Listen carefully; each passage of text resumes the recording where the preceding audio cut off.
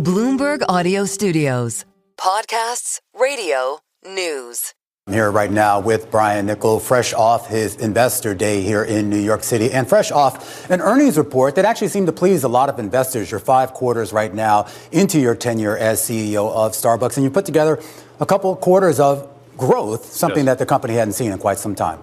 Yeah, it was a great quarter for us. The thing that was really exciting is to see the growth was driven by transactions, and also the fact that the initiatives that we put in place around operating, supporting our partners with the Green Apron service model, and then really getting back to great customer service, I think really showed up in the results this last quarter. So we're pretty excited. So when you say transactions, are you getting more people in the store? Yeah, that's exactly right. Yeah. So what was great to see, too, is the growth in transactions came from existing customers that are in our rewards program, as well as customers that are not in our rewards program, that frankly we had been struggling to reclaim momentum with that group. And in this quarter, we had both groups growing in visits, and as a result, our market share increased in visitation as well. I'm curious about the actual amount of money that they're spending. As far as the growth in tickets, that was actually a little bit underpacing what you actually saw in transactions themselves. What explains that? That's right. So,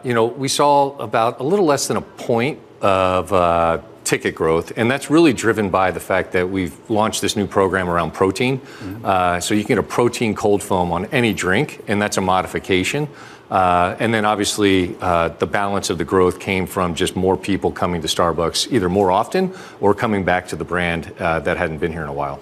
Since you took over, you've put a big emphasis on, I guess, reimagining the stores to a certain extent. This may seem like a dumb question, but why? I mean, when I look at where your revenue comes from, a lot of that is coming from the drive-thru. It's coming from takeout on the apps. It's coming from delivery. But you've put a big emphasis on the in-store experience, and I don't understand why.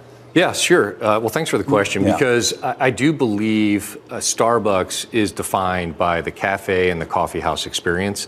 That really is where you get the human-to-human connection with our baristas.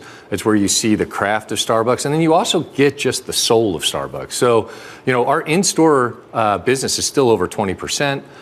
The thing that I always like to remind people, too, is people access Starbucks in all these channels. So they may go via the drive-thru or mobile order Monday through Friday, but Saturday, when they've got a little bit more time to dwell, they want to hang out in a great space. And so just this past month, the data I saw is 60% of our customers made at least one purchase from the counter. And that doesn't include our mobile order pickup people that come into the store to pick up their coffee or their drink or their food. So, obviously the entire business works because we have the right access modes, right? Mobile order pickup, delivery, drive-through, and then obviously the in-cafe. But I just believe the cafe experience and this idea of a community location, the third place, it's critical to people, and it's critical to what makes Starbucks Starbucks. It's who we are. And you think that's what customers want? Because we've seen some new entrants into the coffee space, both domestically as well as some folks like Luckin coming to the U.S., taking a much different business model, basically grab and go, more or less. Yeah, the thing I like to remind everybody is we actually execute those channels, right? So we have a mobile order pickup business, which is one of the competitors. We have the biggest drive-through business. It's well over a $10 billion business. It actually would be a Fortune 500 company just on its own. So we know how to operate and give great experiences in all access modes. What we've seen over and over again, though, is when we have all these channels with a great coffee house, we really are unmatched. And so that's our point of difference. And that's not to say we can't be great in these other access modes and compete effectively. I mean, that sounds great on paper, but that sounds also complex. I mean, how do you maintain the integrity of everything when you're trying to have this experience in store at the same time somebody who wants to grab and go or a delivery driver showing up to grab an order as well? All right. And that is why it's so important that we get this Green Apron service model dialed in. And really at the foundation was making sure we have the right number of people on the roster, the people are deployed correctly, our partners then know what they're accountable to execute. And what we've been able to see is between technology and I think simplification of the actual operating model, our partners can do a great job. A cafe experience happens in less than 4 minutes from order to drink with a personal handoff. Mobile order, we're more on time and accurate than we ever have been. And our drive-through during peaks are below 4 minutes as well. So it can be done, but we have to be intentional about it, and we have to set our partners up to be successful to operate that omni-channel experience. I love the fact that we're seeing the success that we're seeing, and I love that people are talking about the Starbucks experience again, like that shine, that soul that really is magnetic. That vibe. I think one of your executives said yesterday at your investor day is back. Yeah. The cultural relevancy for Starbucks, that's back? That's back as well. Our marketing, our menu innovation, one of the things we set out to do as part of this turnaround is get back into culture, get back to leading culture. And you got to do that with the right drinks, the right food, and then frankly, the right representation of the brand, showing up in the right places at the right time with the right communication. And Tressie Lieberman, who leads our marketing efforts, she's done a phenomenal job. We are, in my opinion, Starbucks is back. Well, speaking of her, at your investor day yesterday, she talked a lot about your rewards program. It's relaunching, being reimagined, I believe, in early March. Talk about the need to retain your existing customer base, but how that rewards program helps, if at all, in bringing in new customers, those who aren't exposed to Starbucks on a daily basis. Yeah, so look, we got a lot of feedback on the rewards program. It's been a great program, but the feedback we got was it's not very personalized. And so really what the team has done is made it more personal. And the feedback we get from people that don't participate is like, look, maybe I don't go to Starbucks with enough frequency to really benefit from the rewards program. We're changing that because now when you get into the green tier, and there's 3 tiers now, so you're gonna have the reserve tier, the gold tier, and the green tier. And reserve is the top. Reserve would be the top. You'll actually get a black reserve Starbucks card, which will be pretty cool because everything seems to be so virtual anymore. I think people like every once in a while to get something tangible. But the green tier then allows you to redeem stars, and you can get a reward with not that much engagement. And so it just gets people to be more connected to the brand. And then ideally over time, they'll migrate into gold, or for some of those folks that migrate into reserve, I think they'll find it's a really special experience. You've managed to sort of get sales back up. There are still some analysts that look at some of the growth rate that you have. 4%, I think, was in the most recent quarter. That's right. I think your guidance is 3 to 5%, a little bit longer term. But there are some analysts that are looking back to the heyday from a decade or two ago when Starbucks was more mid-single digits and even up into the teens. Is that even realistic to get back to those levels? Look, I've looked at this as I've come in, and a company at our scale, we have 40,000 coffee houses around the world, over 400,000 Green Apron partners. I think if we can consistently deliver a comp that is 3% or better, revenue growth that is 5% or better, and then earnings growth that outpaces that would be world class. And we're a world-class company, and we will deliver, I think, world-class results as we get going on this turnaround. So make no mistake, we are a growth company at scale, which is really exciting, I think. On the top line, when does the bottom line catch up? So the bottom line, you'll start to see us make improvements, I think, as we get into the back half of this year and then every year from here on out.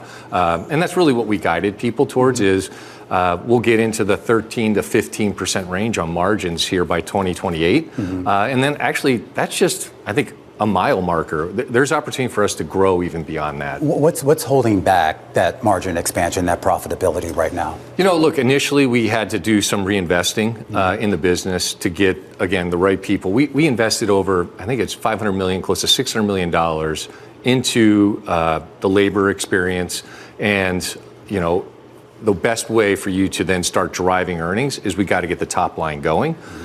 We've done that. And then obviously we'll work on the middle of the P&L as well, on the cost side of things, which we've got clear line of sight on how over the next 2 years, we'll probably be able to save close to $2 billion while we're growing the top line. So it's a combination of growth and smart cost management. I am curious, at least here in the U.S., with regards to those growth plans, how much have you taken into account the economic environment? I mean, a lot of your products are still, if not premium, certainly perceived as premium priced products here. Does that work against you if we do end up in an economic downturn? Look, I think at the end of the day, the thing that I'm excited about is people are saying the experience they're getting at Starbucks, the whole package, they're saying it's worth it. And we're seeing some of our highest scores through consumer claimed statements. And that's why I think it's so important that we have this great cafe experience, we have this great customer experience where it's a connection between our barista.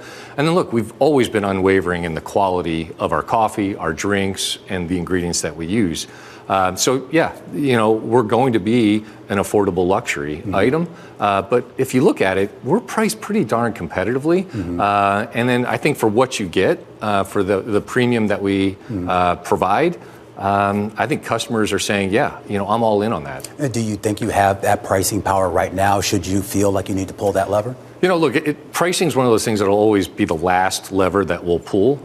There are times where you do have to put some pricing into the business, but fortunately we've been able to hold off for the last little more than a year. So we'll see how things evolve.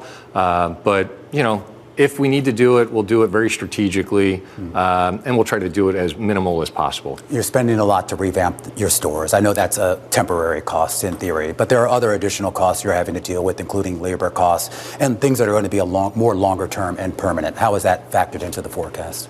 Yeah, look, obviously you always have to think through what does it cost in order to make sure we maintain the integrity of the experience. And right now we're having to come back in, we call it our Coffeehouse Uplift program, where we are just basically retouching all of our cafes. So we want to have great seats, great atmosphere, a place that feels warm, a place you want to be. And then obviously we have been and will always be some of the best benefits, best wages you can find as a partner. And so when you look at it in retail, there's no doubt we have one of the best jobs in retail.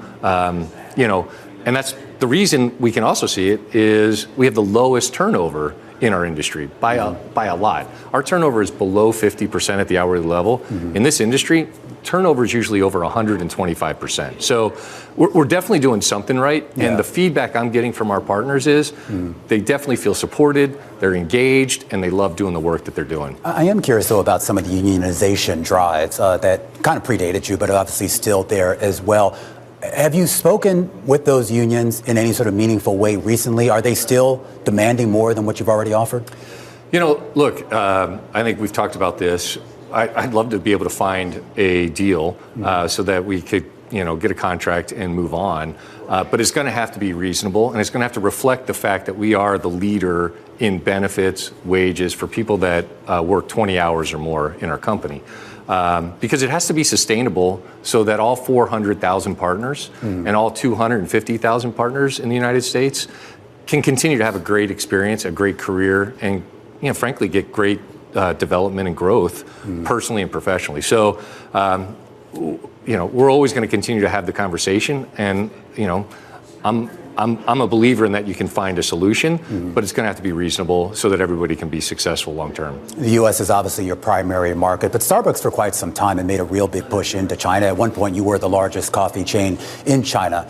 You've retrenched from that just a little bit, and you've recently entered into a partnership to effectively sell off the majority of that business to the private equity firm Boyu. What is Starbucks going to look like, particularly in China and the rest of the countries? Yeah, look, I think the one thing I want to be clear on is we do believe China is a tremendous growth market. Today we have over 8,000 coffee houses. We believe with our partner Boyu, that could be 15, 20,000 coffee houses. And they are a great partner for growth. And part of the reason why we decided to do this is for our next chapter of growth, we just believe we needed a local partner to help us kind of figure out how we can grow faster. Because one of the things that has really, I think, been exciting to see, and on the other hand, kind of like, whoa, is the coffee category is really growing. And, some of these competitors that have emerged in China have just, I think, really ramped up their new unit growth. And so we're going to have to get more competitive in our new unit growth story. And I still believe at the end of the day, we have the best product and the best experience. So I believe that'll set us up for success. And I think that's why Boyu is so excited to partner with us, because they see the opportunity as well. You talked at your investor day about this being sort of an asset-light model that you're taking there. Does that also mean that investors should expect maybe slimmer margins because of the fact that you have to share a lot of that money with Boyu? No, and look, the way we've structured it is obviously the partnerships are in the cases where we have full license scenario. We don't end up deploying our capital into the markets. We support the licensee in a different fashion through, marketing and menu and technology and, design. So it just becomes less of a requirement on our capital, but it's still, in most cases, you see the margin actually rise and becomes margin accretive to the total business. And the thing that's really exciting is there's so much opportunity for growth. Yeah. And when you have these local partners in these international markets, we just end up, I think, getting access to the premier real estate and at a speed that we couldn't do from our Seattle offices. I am curious about the scale of this business, particularly in light of some of the businesses that you ran before relatively successfully. For those who don't know, a former brand manager at P&G, you went on, turned around Taco Bell, you turned around Chipotle, now you're just Starbucks. Is Starbucks too big to handle right now? Oh, no. The thing that's great about Starbucks is the brand is beloved. It's iconic. And when you go around the world, there's no doubt that people want to engage with the Starbucks brand. I was looking at the U.S., I think we just moved too far away from what made Starbucks Starbucks. And I think you were at our investor day yesterday, and I think Mike said it really well, which is we don't need to change who we are. We just need to be great at who we are and what we do. And that's what we're getting back to doing intentionally, right? So it's like we're going to be intentional about that barista to customer interaction, the customer experience you get. We're going to be intentional about making sure you have a great seat. We're going to be intentional with the menu, the marketing, the digital experiences that we provide. And what I've seen just most recently from this quarter is when we do that with excellence, we get rewarded with customers' business and loyalty. And you're going to be intentional about the locations. I mean, under your predecessors, there was a big expansion plan where, at least here in New York City, I mean, you can walk down a single block and have like 5 Starbucks, all competing against each other. That's retrenched a lot. Do you go back to that? Well, look, I think there are opportunities for us to continue to grow in New York City and frankly, in a lot of communities around the United States. We talked about this yesterday. We believe we can add 5,000 stores. We've got line of sight on that. And as we grow our afternoon day part and grow the economics of the business, we'll probably go well beyond those 5,000 that we've identified. So you'll see Starbucks continuing to bring new stores. We want to be smart about where we locate them so that it's the right place for the customer, most importantly, and then also so that we can attract and retain partners to have a great experience working in the stores. Most of your revenue is still weighted to the morning. You mentioned the PM, if you will, afternoon. What actually gets people not only in the stores in the afternoon hours, but also spending more? Yeah, well, so we have an afternoon business today, but I think there is a multi-billion-dollar opportunity to grow our afternoon day part. As we get the cafe set up to be a great place for you to, kind of reset, recharge, whatever you want to do, and we pair that up with the right beverage and ultimately the right food, I think there's no reason why we can't have as strong of an afternoon day part as we have in the morning. And speaking of food, you are making some major menu changes. One thing I noticed at the Investor Day, there were a lot of non-caffeinated beverages now that are coming down the menu. Why? Well, I think we were sampling a lot of the things that we think are going to be right for the afternoon. And, we talked about our new energy refresher platform where you'll be able to do, completely decaffeinated to what is our standard caffeination and then add a little bit more and you'll be able to customize this. So, we want to have the right drinks for you, whether it's morning or afternoon. And what we're seeing is in the afternoon, some people in certain cases aren't looking for caffeine. In other cases, they're actually looking for more caffeine. So we need to be able to provide it all. And the thing that I love about Starbucks is personalization/customization is at the core of who we are and what we do. So I'm really optimistic about what we can do with food and what we can do with beverages to be on trend, right? Protein, fiber forward on the food side of things. And then on the beverage side of things, giving you that personalization so that you can get the flavor experience that you want with the energy experience that you want. No olive oil? Not right now. All right. Brian, you've done a good job so far, and investors are going to demand a lot more. You've done a great job turning around other companies. I just have to end this by asking you a really hard question here. Miami University. You guys are 21-0. first time you guys have really kind of been contenders since the Wally Szczerbiak area. Is this going to be that year where you guys get back to the NCAA? Look, it is as an alum of Miami of Ohio. It is great to see the success the team is having and Coach Steele is having. I was at Miami. I graduated in '96, so after I graduated, we had that great run with Wally Szczerbiak, and it was fun to see. They got to the Sweet 16. It's fun to see the students having a great time, and it's fun to see the school on the national stage. It's a great school. I've got great friends, great memories, so it's fun to see them having success. And I'll tell you what, I'm watching every game and rooting really hard. All right, Brian, we'll really appreciate you being with us here. A turnaround going on right now at the Miami University and a turnaround at Starbucks.